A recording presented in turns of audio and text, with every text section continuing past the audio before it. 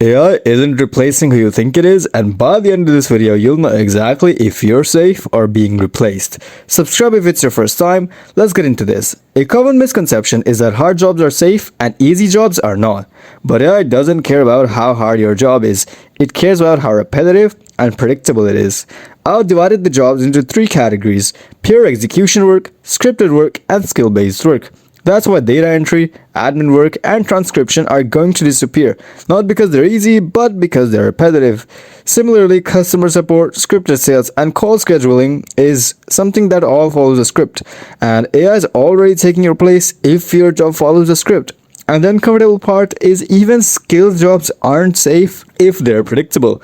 Junior copywriting, basic designing, and bookkeeping all follow patterns, and it is really easy for AI to learn those patterns. So the real question is, what actually survives?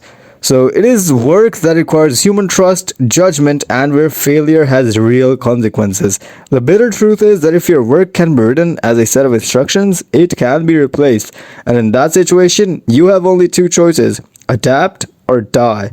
That's gonna be all for this video. If you learned something new, leave a like to let me know, subscribe if you haven't already, and thank you for watching.